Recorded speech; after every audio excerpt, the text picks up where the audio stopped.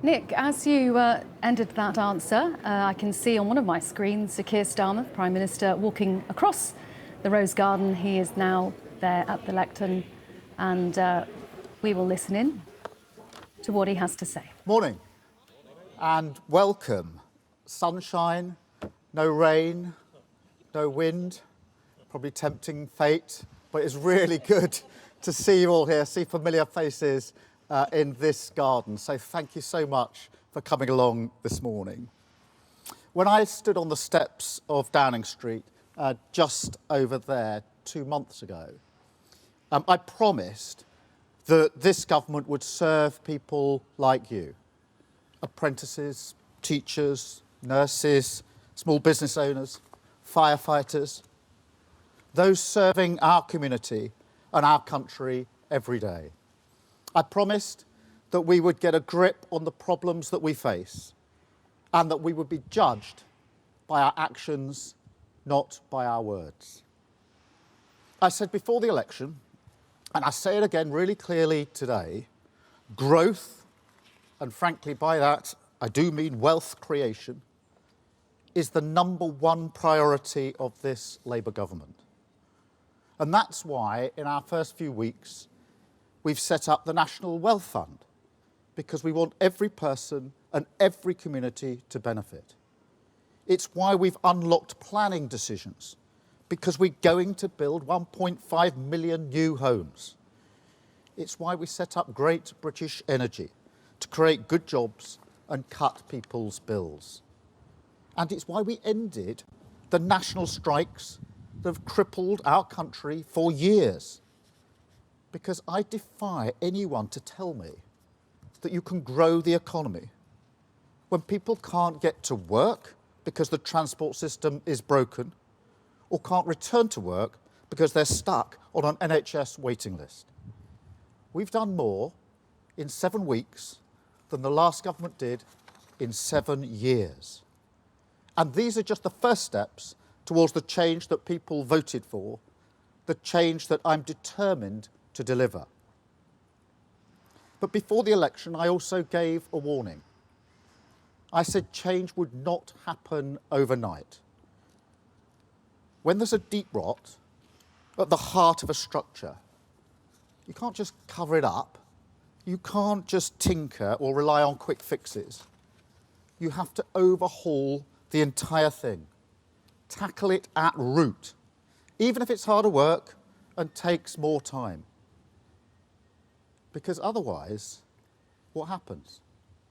The rot returns in all the same places, and it spreads worse than before. You know that, I know that, and that's why this project has always been about fixing the foundations of our country. But I have to be honest with you, things are worse than we ever imagined. In the first few weeks, we discovered a £22 billion black hole in the public finances. And before anyone says, oh, this is just performative or playing politics, let's remember the OBR did not know about it. They wrote a letter setting that out. And they didn't know because the last government hid it. And even last Wednesday, just last Wednesday, we found out that thanks to the last government's recklessness, we borrowed almost £5 billion more than the OBR expected in the last 3 months alone. That's not performative, that's fact. But as well as the things that we've discovered, we've also seen shocking scenes across the nation.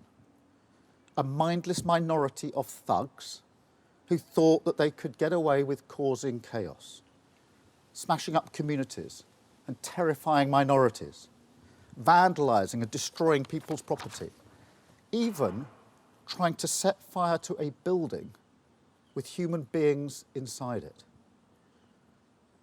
And as if that wasn't despicable enough, people displaying swastika tattoos, shouting racist slurs on our streets, Nazi salutes at the cenotaph. The cenotaph, the very place we honour those who gave their lives for this country. desecrating their memory under the pretense, and it is a pretense, of legitimate protest. Now they're learning that crime has consequences, that I won't tolerate a breakdown in law and order under any circumstances, and I will not listen to those who exploit grieving families and disrespect local communities. But these riots didn't happen in a vacuum.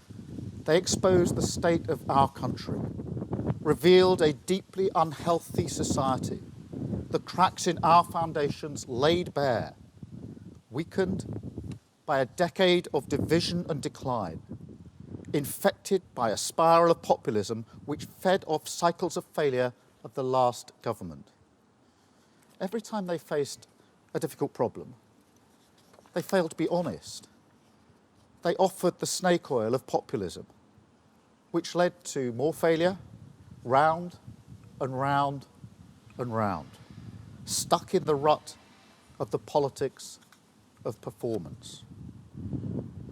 I saw the beginning of that downward spiral firsthand back in 2011, when riots ripped through London and across the country.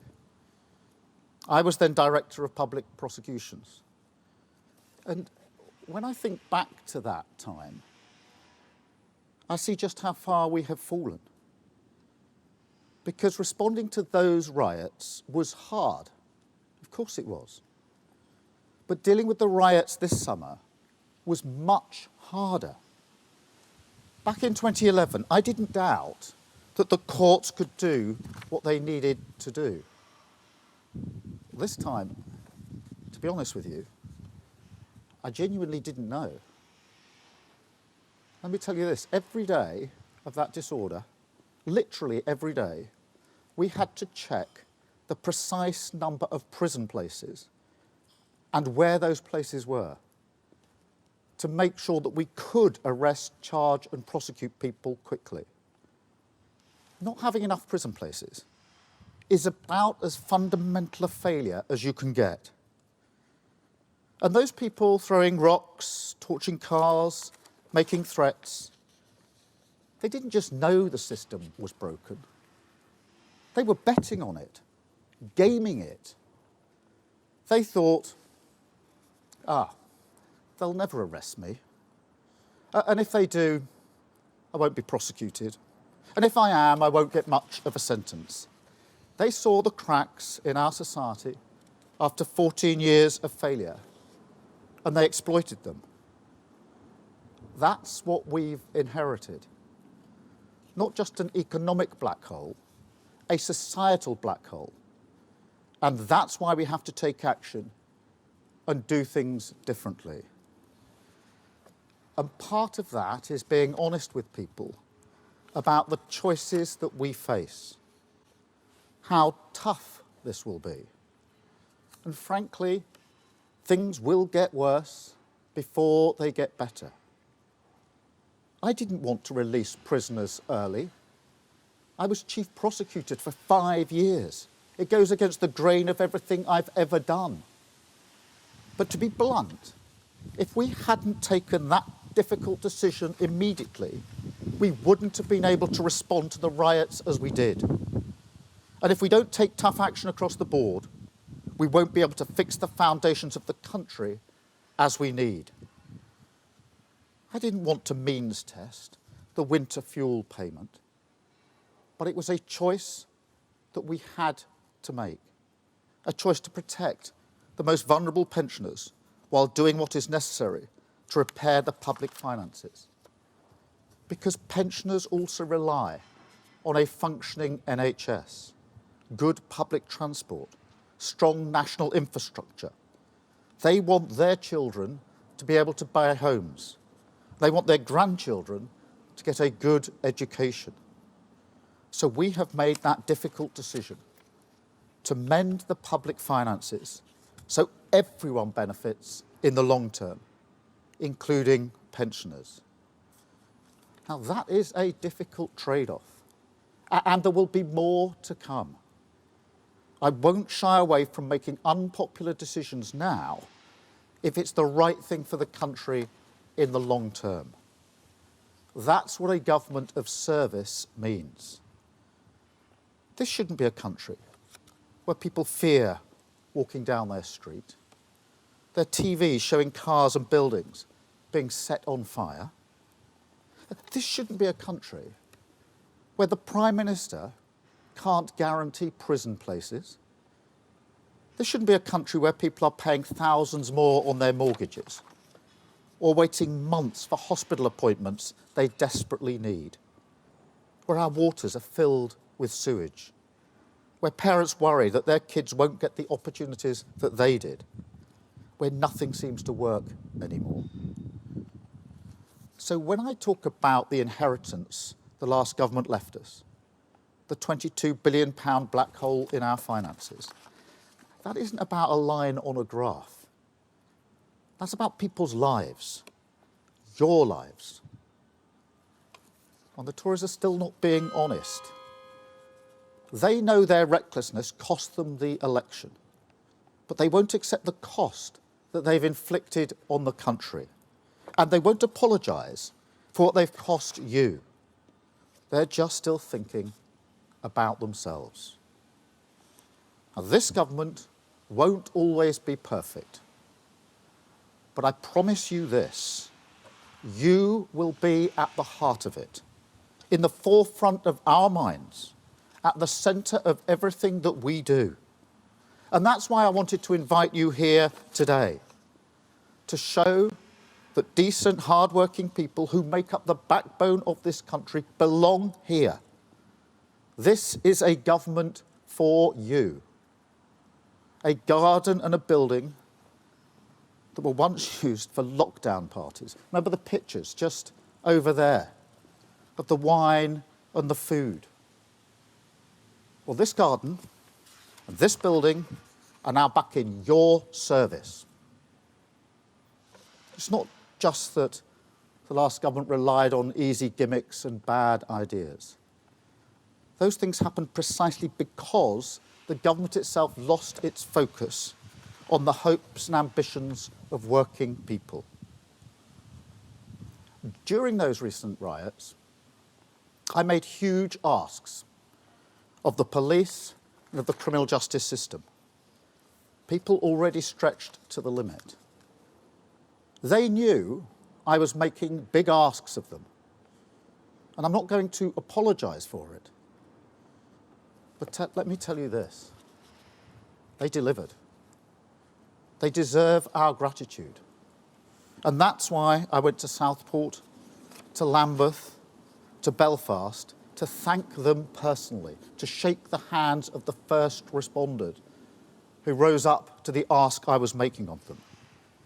They deserve a government that trusts them, supports them, and works with them. That is the sort of government that we will be. One that works with people, not does things to them. One that believes in hard graft, not gimmicks. Honest about the challenges we face and working tirelessly to fix them. And that is how we will always work. Now, next week, Parliament returns.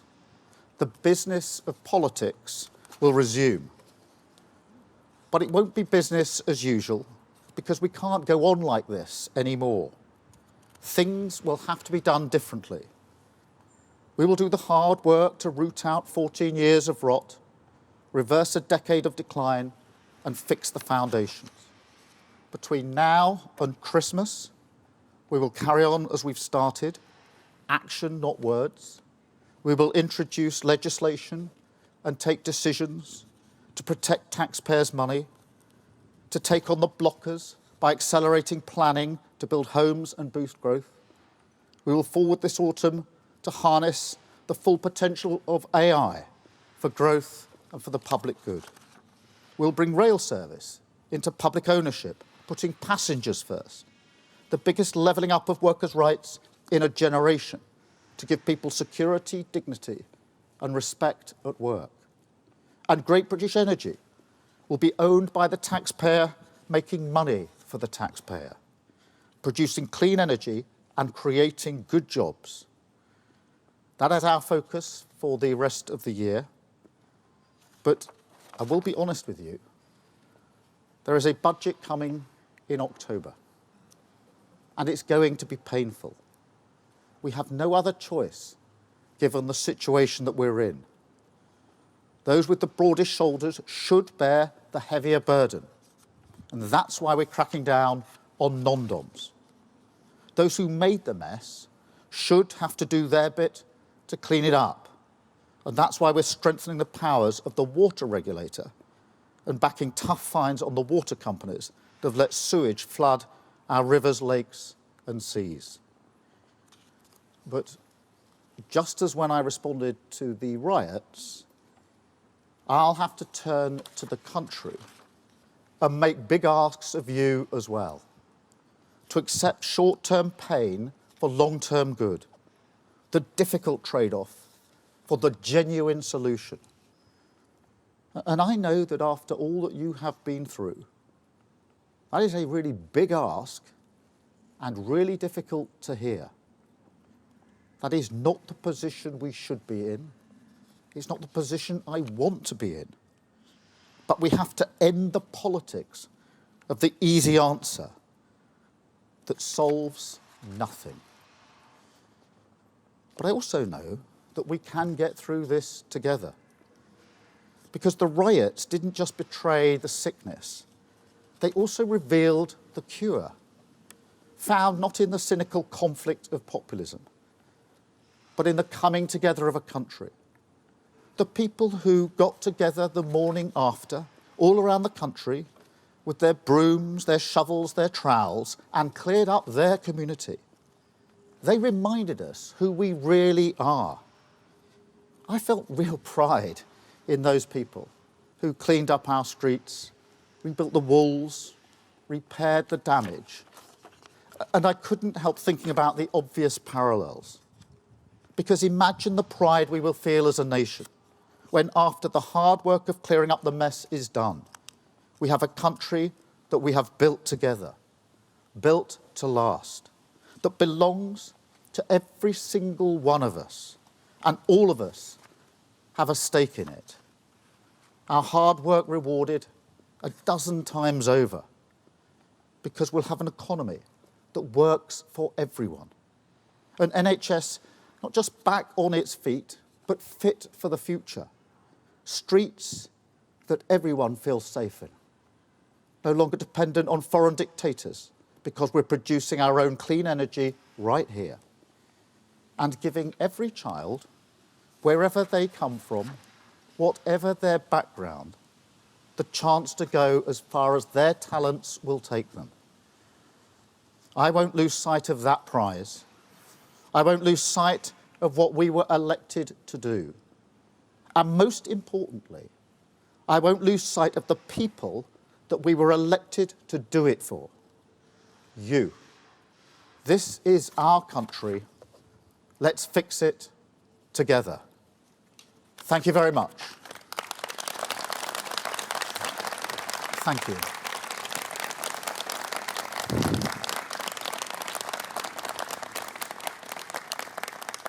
Now I've got a number of questions from the media, and I'll start, if I may, with Vicky Young from BBC News. Vicky. Vicky Young, BBC News.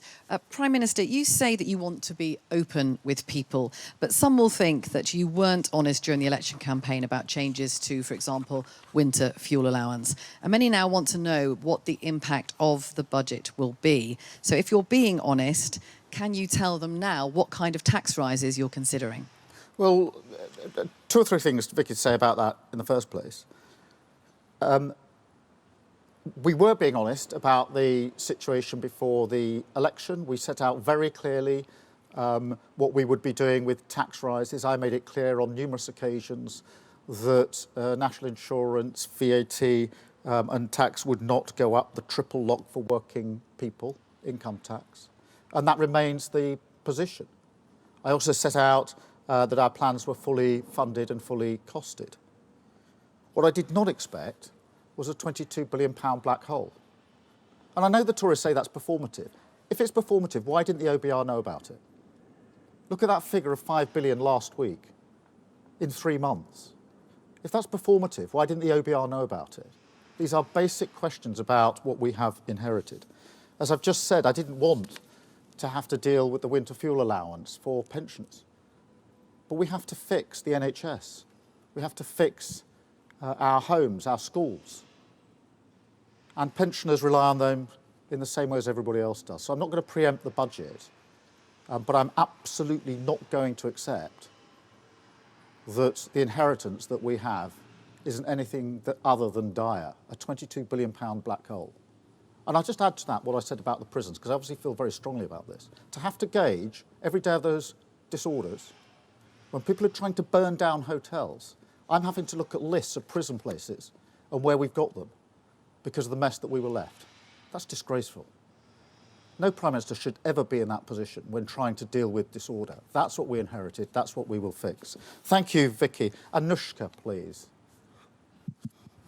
Thank you. Anushka Rastana, ITV News. Prime Minister, you talk about choices, and there are plenty of things you've chosen to spend money on. You've chosen to give bumper pay rises to doctors, higher than for nurses and teachers, and you've chosen to take these benefits off pensioners. Age UK say 2 million will be pushed into hardship as a result. So what do you say to those pensioners who are not well off, who feel that you are choosing to balance the books on their backs? Well, so far as the winter fuel allowance is concerned, firstly, I would say it's not a particularly well-designed scheme, frankly, and I think everybody would concede that. I do think it's important that we make sure that the support is there for those pensioners who need it most, which is why we're pushing for the pension credit to be taken up and looking at other allowances. But equally, simply allowing national strikes to go on and on and on and not resolving them was costing the country a fortune. You can't build the economy, you can't grow the economy if you haven't got a basic transport system that's working. You can't grow the economy if people can't get back to work because they can't get the operations that they need. And we've got to get the economy going. And so that is why we've made the decisions that we have made. And on the pay review bodies, more broadly, doesn't cover all of the disputes that we've had to deal with. What we know is the last government didn't set a framework for that when they started down the road of the pay review. And they put at least one of them in the cupboard of the buildings over the road and ran away from it. We can't carry on like that. We've got to make difficult choices. Thank you, Anushka. I've got Emily from Channel 4. Emily with the Channel 4 News. Prime Minister, on prisons, what guarantee can you give to the public that no prisoner who is let out early will go on to harm anyone? Or is the truth that you can't guarantee that and that the early release scheme carries with it an undeniable risk? Well, look, the first thing is, obviously we've put in place a framework to ensure that we don't release those who create the greatest risk. That's a basic safeguard that we've had to put in. And I'm not pretending for 1 minute this is a decision I want to make. I spent 5 years prosecuting people and putting them in prison. The idea of releasing people who should be in prison because the prisons are too full and we don't have the places goes against everything I've worked for years. But we've got to face facts. They haven't built the prisons, the last government. They've pretended that you could have longer and longer sentences, send more people to prison, at the same time that you could veto or choose not to have a prison built near you. They were false choices, and here we are, without the prison places that we need. So what are the options available to an incoming government? Let the prisons get so overcrowded that we can't arrest people and put them before our courts? Would that have worked in the disorder? I don't think so. I was really clear in my mind that one of the main ways in which we're going to have to deal with the disorder was making sure those who were throwing rocks, setting fire to buildings on a Saturday or Sunday were facing the full face of the law within days. I had to create the conditions for that, because the alternative, you would be putting a question to me saying, how come all these people in disorder didn't even get arrested, have not been put before the courts and can't be sentenced because we haven't got any places? This is not a decision that I wanted to take. It's not a decision that any Prime Minister would want to take. And I can't tell you how shocked I was when I discovered the full extent of what they've done with our prisons. And it's going to take time to fix it. I can't build a prison by Saturday. We will fix it. We've already taken the measures that are necessary to make sure we can get through the disorder. But I shouldn't be sitting in the Cobra room with a list of prison places across the country on a day-by-day basis, trying to work out how we deal with disorder. But that's the position I was put in, and it's frankly not good enough. Thank you, Emily. Beth. Thank you, Prime Minister. Beth Rigby, Sky News. Prime Minister, you say you want to build trust and be honest with people. You've got off to a bad start with pensioners who voted for you, and then you cut their winter fuel allowance, and it wasn't in your manifesto. You also said in the general election you had no plans to raise taxes beyond what you'd set out in your manifesto. Now you're saying something else. So can you please level with people? Are you going to raise taxes? And are you looking, when you talk about the broader shoulders, are you looking at taxes on working people? Or are you now looking at a range of wealth taxes on shareholders, homeowners, big business? Thank you. But as I said in the campaign, in relation to working people, income tax, VAT, national insurance, we will not increase tax. I was clear before the election, I'll be clear again after the election. Obviously, the budget is in a number of weeks and the detail will be set out there. But I say again what I said before the election, which is we have to get away from this idea that the only levers that can be pulled are more taxes or more spending. Our number one mission is to grow the economy, to make sure that we are creating the money in the first place. That remains the number one mission. Nothing knocks that mission. And that's why it's really important we have a transport system that works. That's why it's really important we have an NHS capable of getting through the backlog. That's why it's important we have the National Wealth Fund, Great British Energy, that we unlock planning so that we can get on. All of those decisions are decisions we've taken in the first 7 weeks to make sure we get the economy where we need it. But we're going to have to take tough decisions. I did not cater for a £22 billion black hole. And that's because it wasn't on the ABR's books. We were looking at the available, as you were, the available material. But it wasn't there. The OBR didn't know about it. That's why they're conducting a review, is to find out why they didn't know about it. But £22 billion black hole on top of what we knew to be the situation is a problem that I'm not just going to pretend isn't there or that we can easily fix. We're going to have to fix it. We're going to have to fix it quickly, because I genuinely do not think that the politics where we simply pretend things can be done that can't be done is working. And we will do it straight away. That's why I call about sort of getting the rot out now. Because if we don't do it, if we paper over it, we know what's going to happen. It's like the damp or whatever. Anybody who's ever decorated a house knows how this works. Pretend it isn't there, paper over it, and guess what? In a year's time, it's 10 times worse. We're not going to do it that way. Thank you, Beth. I'm going to take Andy Bell, if only so that... Where is Andy? Andy, if only, so I could say personally into your face, well, fantastic on your daughter's achievement in the Olympics. Georgia was absolutely brilliant. We were all glued to our sets, and please convey our congratulations to her, as I know many people already have. Andy. Thank you. Well, I wasn't quite expecting that, but thank you very much for that message. Prime Minister, you talk about getting the rot out. Your administration's already been criticised for making a lot of appointments, political appointments, inside the civil service, inside what should be strictly non-political appointments.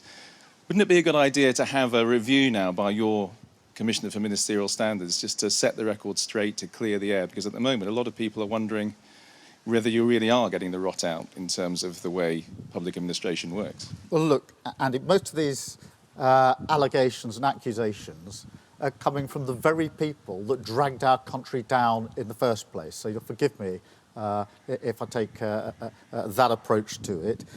We are going to fix the foundations. We've got to do it at speed, and I'm determined to have the right people in the right places to allow us to get on with that job. I'm enormously aware of how big a task this is and how we have to move at pace. And that's why we're getting the best people into the best jobs. But I'm not really going to take lectures on this from the people who dragged our country so far down in the last few years. Thank you. I've got Kieran from The Guardian.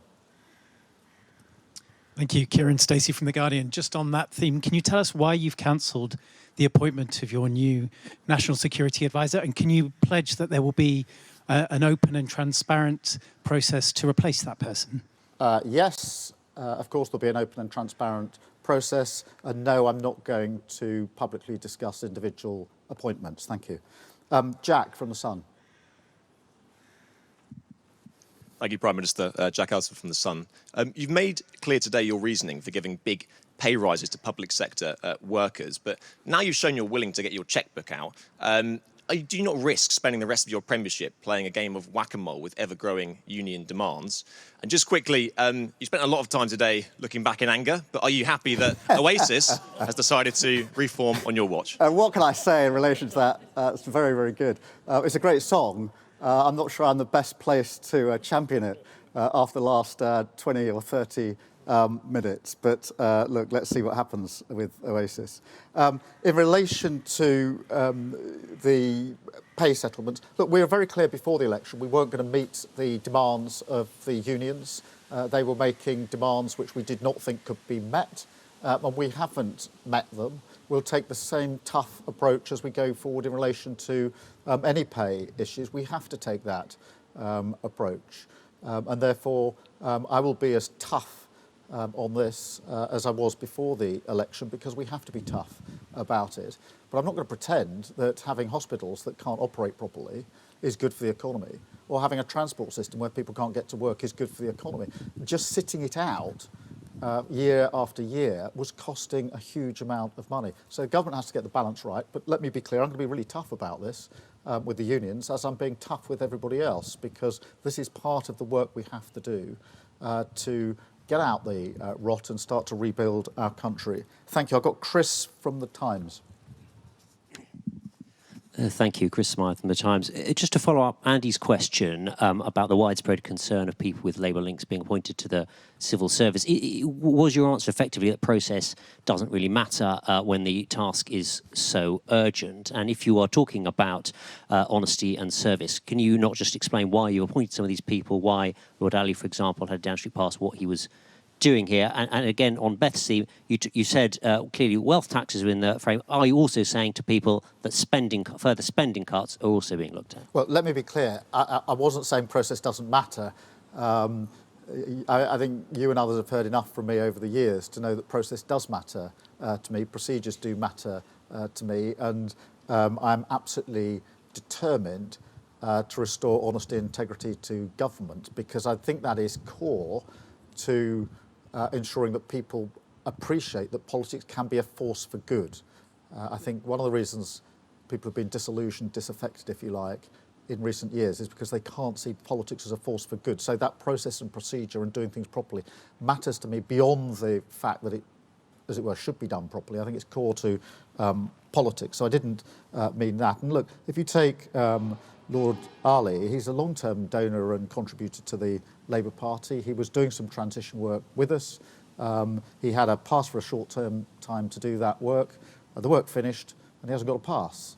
You know, that's the state of affairs. And the second bit of your question, I'm so sorry. Well, look, I mean, try as you might, I'm not going to preempt the Chancellor in relation to the budget. I am indicating there are going to have to be tough choices. Obviously, we made commitments in relation to tax on working people in the election, which we intend to honour. And I frankly don't want to have to take the tough decisions that we're going to have to take, but I'm not going to shy away. I genuinely think one of the problems in politics has been people standing at podium like this, pretending that hard choices don't need to be made, or pretending or knocking things down the road. We've seen, I don't know how much, just knocked down the road, the other side of the election, get it somewhere else, don't take the decision. It's what happened with prisons. Decisions should have been taken a long time ago. But each month it was just knocked another month, another month, another month, hoping somebody else would pick up the mess. We can't go on like that, so we're going to have to grip it, and I want to grip it early. And that's why I said in my speech, if we have to make unpopular decisions now, in the short term, to make sure the long term we can actually do the change that we want to do. The 5 missions in terms of rebuilding this country are really important to me. But I know I'm not going to be able to do them if I don't clear out the rot first and take those tough decisions. Thank you. I've got Daniel from The Telegraph. Hello, Daniel Martin from The Telegraph. How can you justify strike agreements with the unions when there's no it doesn't include any agreement to increase productivity? And secondly, on Ukraine, do you believe that Ukraine has the right to use Storm Shadow in Russia? Let me deal with both aspects of that. Look, we came to settlements on the pay disputes, which I think people would say were fair. The rate, what was asked was not what was given. There was clear negotiation in those discussions. And as I say, we can't pretend that strikes, which would be going on a long time, are doing anything other than holding our country back and costing us a future. There's no neutral cost to this. In relation to Ukraine, as I've said many times, the position of this government is no different to the position of the last government.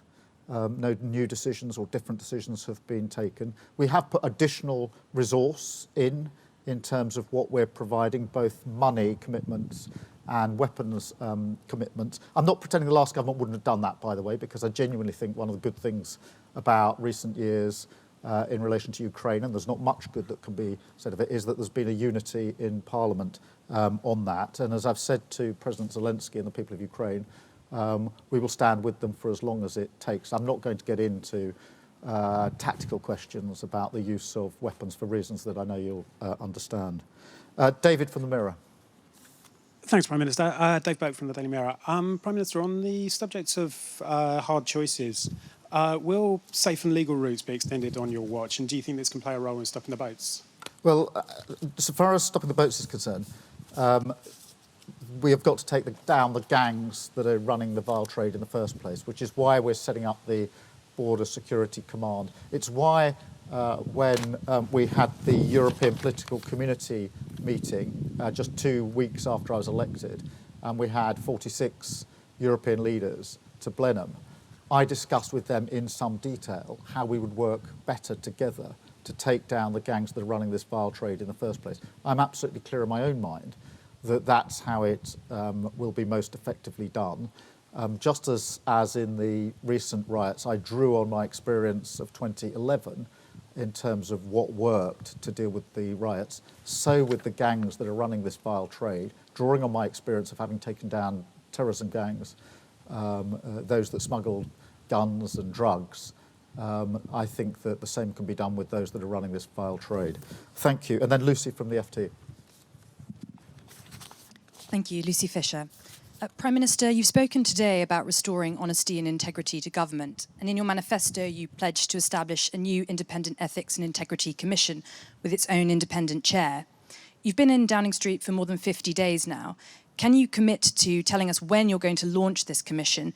And can you confirm today that the chair will have the power to launch their own probes autonomously, and that they will be able to publish independent verdicts from those probes? Thank you. Well, Lucy, look, that is a commitment that we made. We will stick to it. I don't have a precise date. I do think it's important that it can initiate its own inquiries, if you like, because that has been an inhibitor in the past. So that commitment stands. As soon as we've got a date, I'll give you a date. But I am very keen that it has the ability to start investigations under its own steam, because I think that's one of the bits that's been missing. Thank you all very much indeed. Thank you.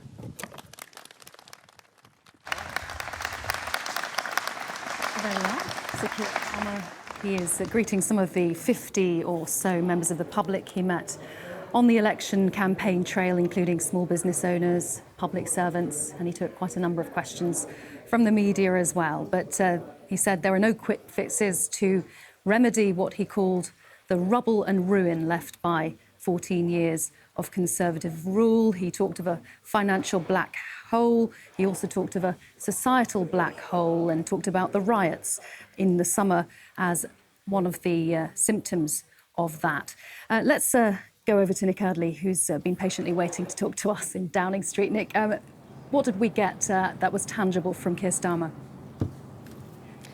Karen, the bit that really struck me was Keir Starmer saying the budget in October is going to be painful, that there are difficult decisions to come. And there was a pretty clear indication, actually, that there are going to be tax rises for higher earners when he said that those with the broadest shoulders should shoulder more of that pain than others. So it seems pretty clear to me, actually, that Keir Starmer is rolling the pitch for the next few months to be full of decisions by the government that will be pretty unpopular.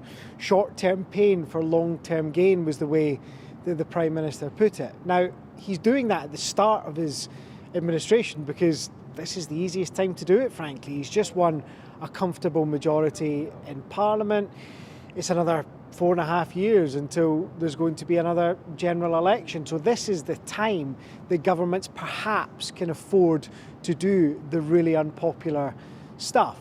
But as we've seen with winter fuel payments, and as we may see with more decisions that the government announces, unpopular decisions can lead to a lot of pressure, not just from the public, but also from MPs as well. So the decision that Number 10 now has to weigh up is what the specifics of that will look like. If the budget is going to be painful, who's it going to be painful for, and how does that look in practice? And Nick, whenever he talked about something painful that he has done or thinks the Labour government will have to do, he framed it in the sense of, we have to do these things, we have no choice, we won't shy away, and it's only because of the administration before and their mismanagement, he described, that we have to do it. Those who've been following politics for a long time, Karen, may remember a similar message in 2010 when the coalition government took over. David Cameron and George Osborne constantly saying that they'd been left such a mess that they were going to have to do some really difficult things, and arguing, don't blame us, blame the last lot. And that's exactly what Keir Starmer's doing, pointing out, or rolling the pitch, as we call it in Westminster, for difficult decisions, potentially painful decisions. We don't know exactly what that's going to look like in terms of public spending. It could mean some more squeezes on departmental budgets. It could mean that some of the taxes that the government's not ruled out putting up are increased in the budget. But what Keir Starmer is trying to do is say, well, we've got no choice because of the mess that we were left. Some of that, I think, is understandable. It's pretty clear that there were some things that the government didn't know about during the general election, be that how much money had been budgeted for public sector pay rises, be that some of the decisions that were being made in the Home Office. It does seem that some of that stuff was genuinely new. But when you hear Keir Starmer saying it's painful and it's difficult and it's the fault of the last lot, do remember that the broad picture on the economy was known about, that not all of this stuff was a surprise, and that Keir Starmer and his team and the Chancellor have known about that for some time. So the big question I think we're going to be asking over the next few weeks is, what does that pain look like? Who feels that pain? Is it spending? Is it tax rises? The answer to that second part seems to be probably in some places. Anyway, so what does it all look like?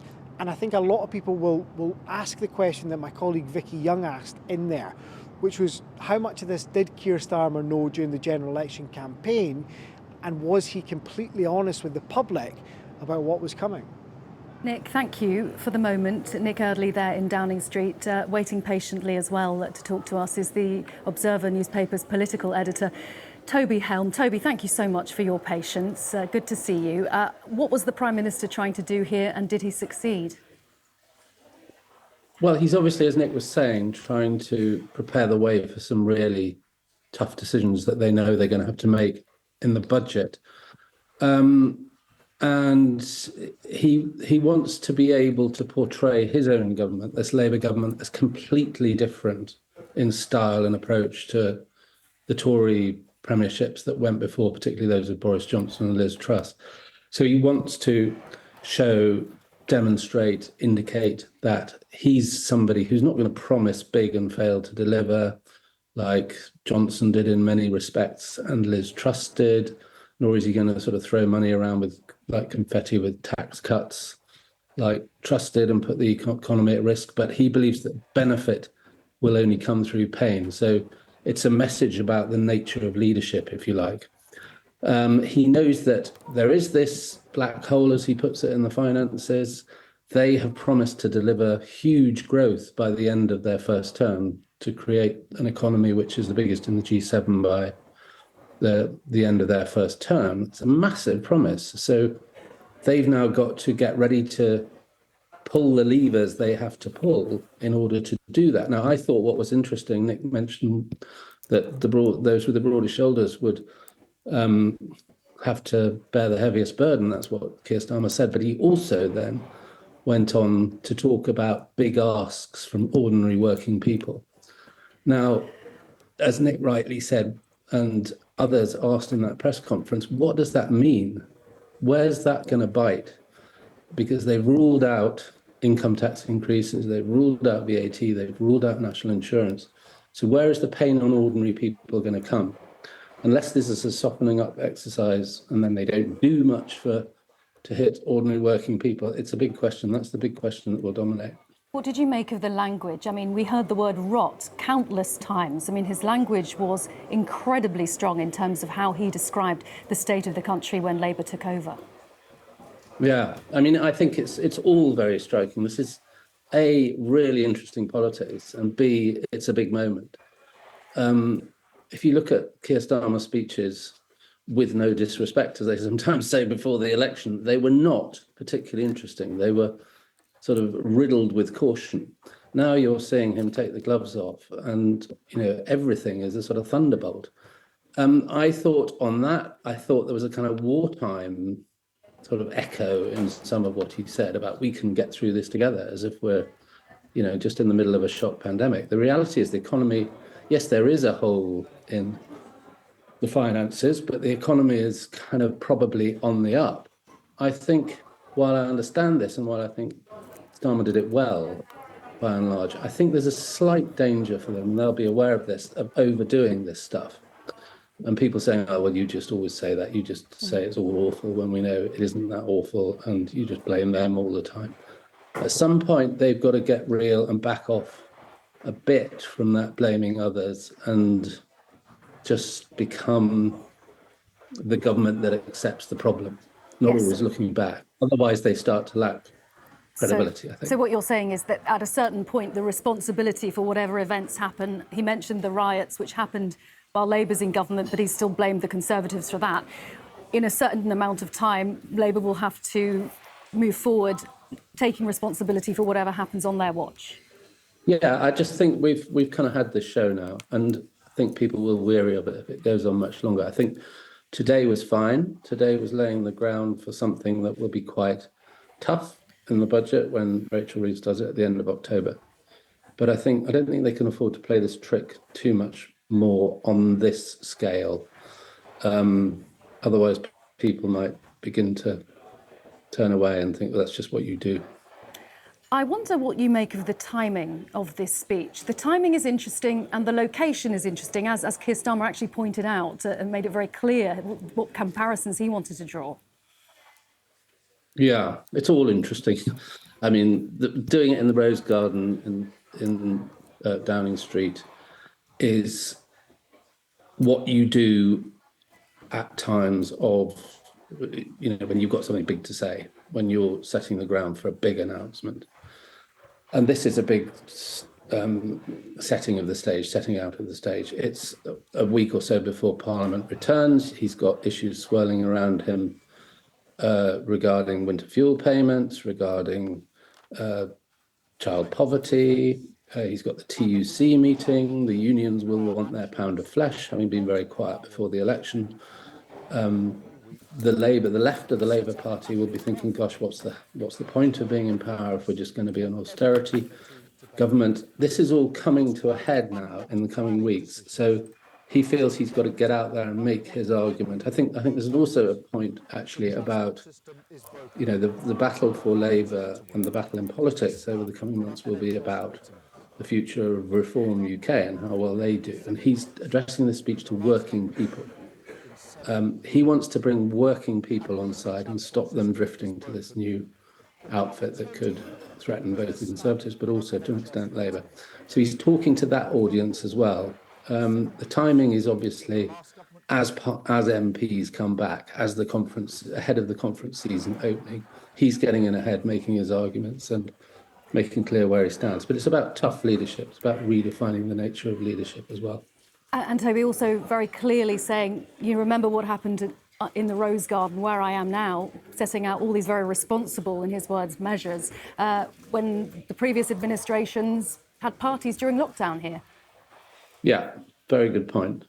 Again, it's leadership, isn't it? It's about, I'm the one who, they are the ones who partied in Downing Street.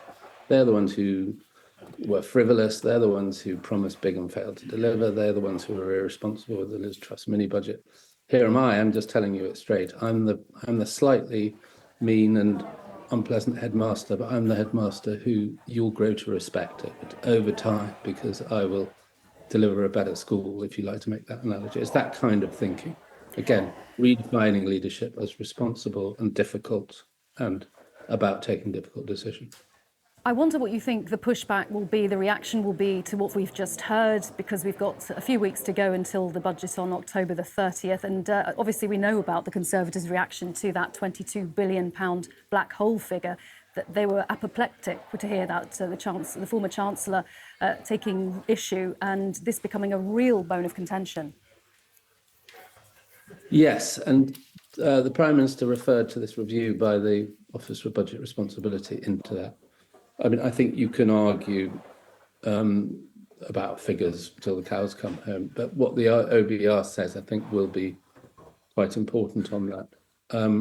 The Labour government would not be doing this, would not be making as much of that figure if they didn't believe that they could defend that accusation quite well.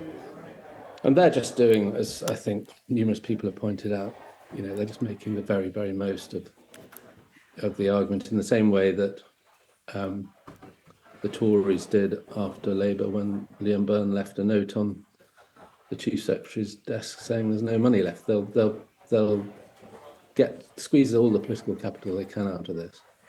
And they don't want to make mistakes on this, so they're very careful about that figure. Actually, I've had numerous calls from people pointing out, you know, Toby, thank you so much. It's been good to talk to you. The Observer's political editor, Toby Helm, taking us through his thoughts after that speech by Sir Keir Starmer.